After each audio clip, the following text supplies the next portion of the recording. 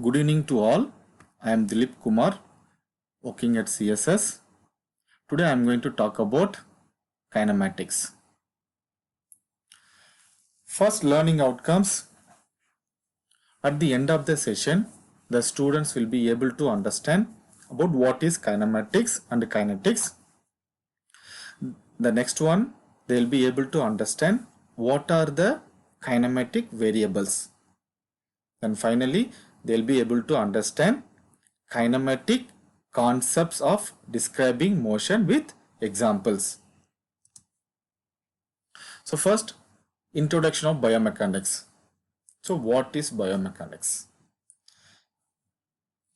It is the application of mechanical laws to living structures. So let me put it in a simple term. It's a study of motion. So specifically to the locomotor system of the human body. So it concerns the interrelations of the bones, the muscles and joints. So we all know biomechanics is very important. It's a basic. So if you want to become a good physiotherapist or a good movement therapist, this is the basic idea. Once you are familiar with the basic idea about the biomechanics, definitely you will be able to understand the joint structure and function. So first you should know the normal mechanism of the joint structure. Then you will be able to understand the abnormal mechanism which is happening during any conditions. So biomechanics can be categorized into two, kinematics and kinetics. So what is kinematics? So describe the motion of a segment. Very easy and simple term. It's a study of motion without any reference to the forces. So without any forces, we are talking about the motion of the segment. So it means studying about how things are moving. So we are not talking about why they are moving. Okay. For example, it's a displacement. So kinematics, it includes displacement or a distance and speed or velocity. Okay. So we'll be talking about the displacement, time and velocity. Okay. The next one, kinetics. It's a study of forces that causes motion. Okay, so here we don't talk about any movements, but the causes for the motion. For example, the force, torque and gravity. I hope it's clear, guys. Okay, let me explain more easy way. So this is a difference between kinetics and kinematics. Okay, so kinetics is a concern with determining the causes of motion.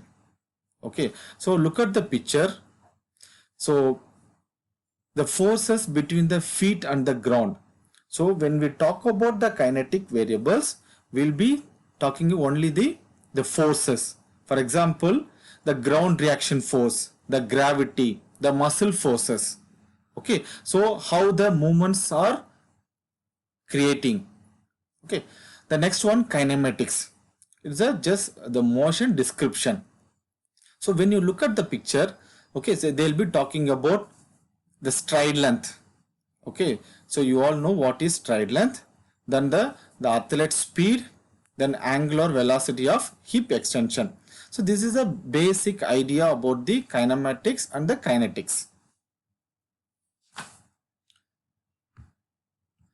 Okay, the next one, kinematic variables.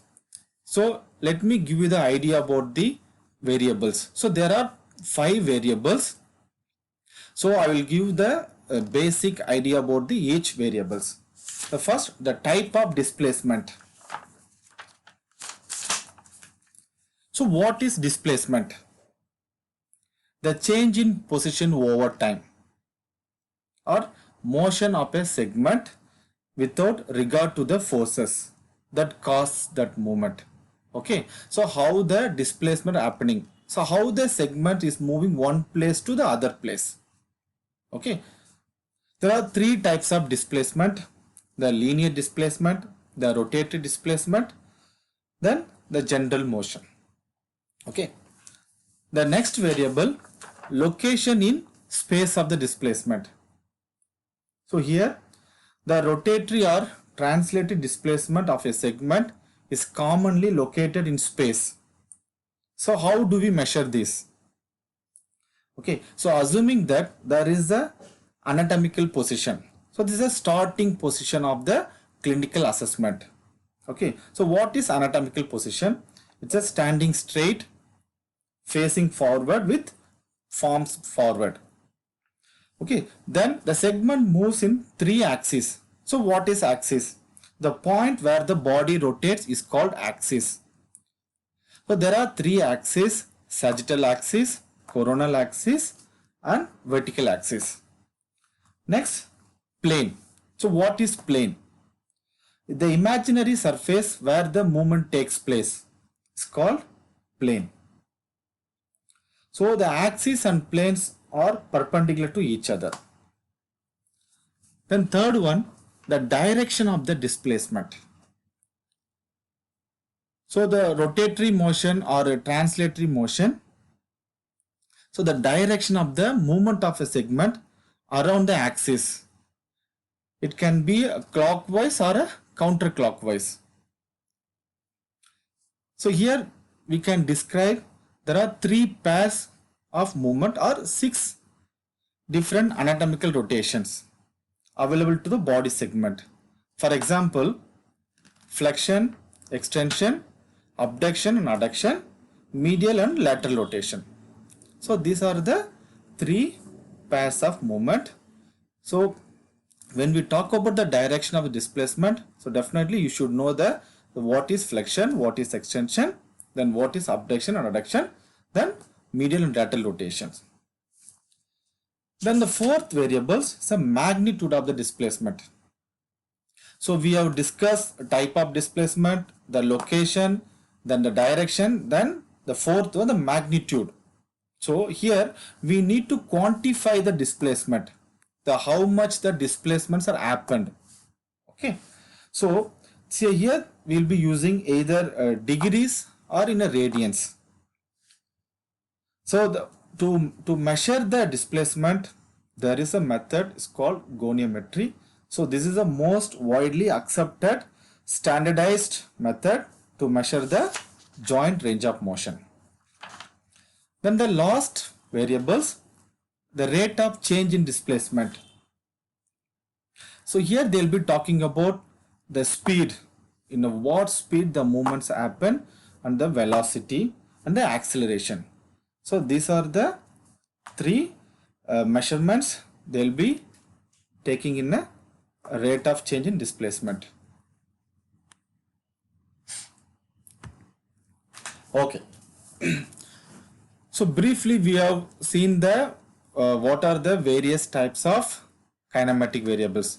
But let me give you detailed idea about the types of displacement. So it divides into three. Translatory motion is otherwise known as linear displacement. So here what happens? The movement of a segment in a straight line. So the movement takes place in a straight line. So each segment moves through the same distance at the same time in a parallel path. In a human body, the pure translatory movements are very rare. So however, in a clinical setup, the clinicians or a physiotherapist, they'll be using a joint mobilization. So during the joint mobilization, there is some amount of translatory motions are possible. So during the mobilization, so what happens when the clinician attempts to impose a linear motion of one body segment on another. So here what happens? Allowing the joint surfaces to slide past one another. So let me give one more example. So anterior draw test. So after any knee injuries, So the physician or a clinician, they will be doing an anterior draw test to check for a ACL integrity. So how they will be doing? So they stabilize the femur and are holding the tibia. They are pulling anteriorly. So here there will be some amount of translatory motions are possible. The next one, rotatory motions. So otherwise known as angular displacement.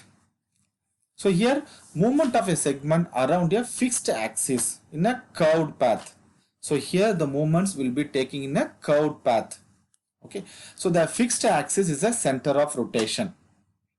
Here in each point the segment moves through the same angle, same time at a constant distance. So in a true rotatory motion, so each point on the segment moves through the same angle. So at the same time. So as I mentioned earlier, so true rotatory motion can occur only if the segment is prevented from translating. Okay. So if the segment is prevented from translating, then it's forced to rotate about a fixed axis. Okay, if you prevent the translatory motion, so then only the segments will be forced into rotatory motions. So let me give you an example. So when you look at the picture, so knee joint is a center of axis of rotation. Okay, so the tibia will be moving from knee flexion to extension.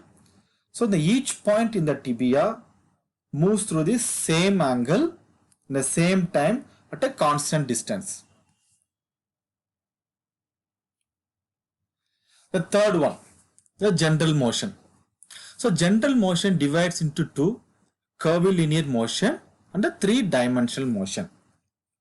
So first, curvilinear motion is a combination of translation and rotation. So the curvilinear motions happen in a two dimension. So here what happens? So during this motion, so the axis is not fixed. So, but it keep on shifts in a new space as the object moves.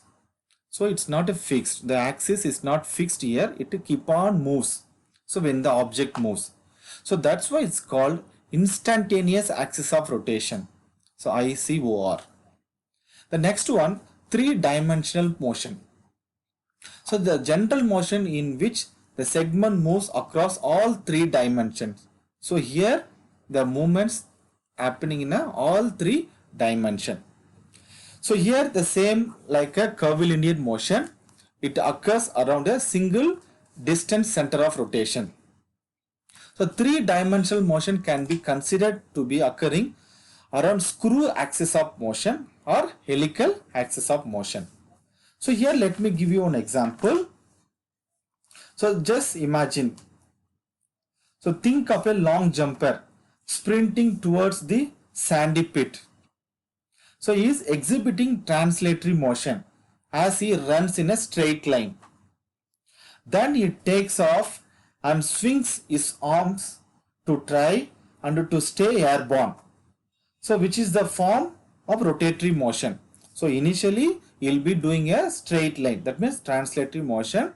Then the moment he takes off and swings his arm, then he has to stay in a airborne. Then there is a rotatory motion is possible. So the combination of rotatory and translatory motion is a general motion. Okay. So here I'll be giving one quiz. If someone were attempt to push treatment table with a swivel casters across room by using one hand. So in this scenario, what motion would have happened? So these are the options: rotatory motion, translatory motion, curvilinear motion, and combination of rotation and translation. So the reference, so Joint Structure and Function 5th edition. So author Pamela K. Levanji and Cynthia Norkin. So page number 6 to 10. So I hope you guys understood the kinematics. If there is any doubts, let me know. Thank you very much.